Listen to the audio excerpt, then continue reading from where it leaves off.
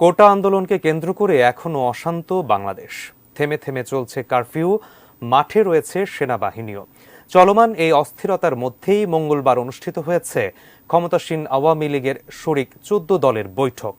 ওই বৈঠকেই জামায়াত ইসলামীকে নিষিদ্ধের নীতিগত সিদ্ধান্ত নিয়েছে তারা। অন্যদিকে জামায়াত ইসলামী বলছে একটি রাজনৈতিক দলকে অন্য একটি রাজনৈতিক জোট নিষিদ্ধ করতে পারে না।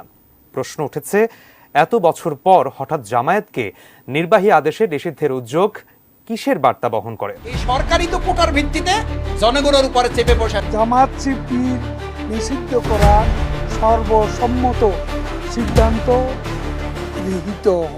১৯৭৬ সালের ২৪ আগস্ট জামায়াতে ইসলামী এবং আরও কয়েকটি ধর্মভিত্তিক রাজনৈতিক দল মিলে ইসলামিক ডেমোক্রেটিক লীগ নামে একটি রাজনৈতিক প্ল্যাটফর্ম গঠন করেন। এই ব্যানারে জামায়াতে ইসলামের কয়েকজন নেতা ১৯৭৯ সালের নির্বাচনে অংশ নিয়ে ৬টি আসনে জয়লাভ করে সেই নির্বাচনের মাধ্যমে জামায়াতে ইসলামের নেতারা স্বাধীন বাংলাদেশের সংসদে প্রথমবারের মতো বসেন। এরশাদ বিরোধী আন্দোলনের সময় জামাত ইসলামের রাজনৈতিক তৎপরতা প্রকাশ্যে ছিল। আন্দোলন সামাল দেবার জন্য জেনারেল এস.এম. এরশাদ বিভিন্ন রাজনৈতিক দলের সাথে আলোচনায় বসেন। সেখানে জামায়াতকেও আহ্বান করা হয়। ওই সময় বর্তমান ক্ষমতাসীন আওয়ামী লীগের সাথেও একজোট হয়ে রাজপথে আন্দোলন করেছিল দলটি। জেনারেল এরশাদের পতনের পর ১৯৯১ সালে যে সংসদ নির্বাচন অনুষ্ঠিত হয়েছিল সেখানে জামায়াতে ইসলামী ১৮টি আসনে জয়লাভ করে। জামায়াতের সমর্থন নিয়ে সরকার গঠন করে বিএনপি। অবশ্য প্রেক্ষাপট বদলে যায় ২০০৮ সালের একেবারে শেষের দিকে। তখন আওয়ামী লীগ নিরঙ্কুশ সংখ্যাগরিষ্ঠতা অর্জন করে। এরপর নির্বাচনী প্রতিশ্রুতি অনুযায়ী ১৯৭১ সালে মুক্তিযুদ্ধের সময় মানবতা বিরোধী অপরাধের জন্য অভিযুক্তদের বিচার শুরু হয়। এরপর থেকেই এই দলটি কোণঠাসা হতে শুরু করে।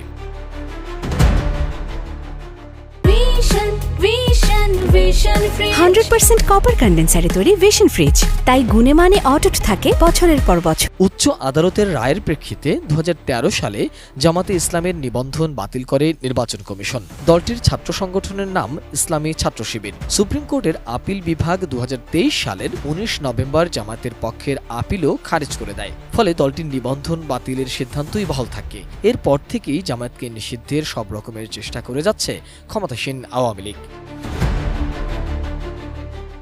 এবার কোটা আন্দোলনকে সামনে রেখে নির্বাহী আদেশের মাধ্যমে জামায়াতে ইসলামীকে নিষিদ্ধ করতে চাইছে সরকার। আওয়ামী লীগের সাথে ১৪ দলের বৈঠকে এই সিদ্ধান্ত নেওয়া হয়। ১৪ দলের এই সভায় সর্বসম্মতিক্রমে সিদ্ধান্ত হয় জামাত শিবির গোষ্ঠীর অপশক্তি রাজনীতি নিষিদ্ধ করা। জামাত শিবির নিষিদ্ধ করার সর্বসম্মত সিদ্ধান্ত গৃহীত। মাননীয় প্রধানমন্ত্রী আমাকে নির্দেশ দিয়েছেন, এটা ঠিক যে আগামীকালকের মধ্যে একটা ব্যবস্থা নেওয়ার, এবং আমি আশা করি আমি কিছুক্ষণ পরে মাননীয় স্বরাষ্ট্রমন্ত্রীর সাথে বসব এবং সেইখানে আমরা সিদ্ধান্ত নেব।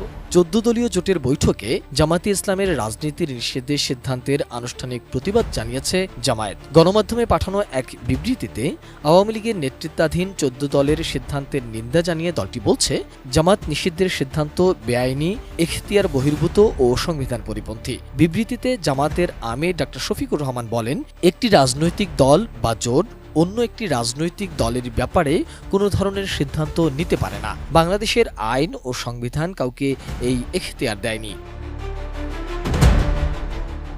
কোটা আন্দোলন নিয়ে যখন দেশ বিদেশে নানামুখী আলোচনা সমালোচনা শুরু হয়েছে, ঠিক এমন সময় জামাত নিষিদ্ধের এই বার্তা এখন সব মহলের আলোচনায়।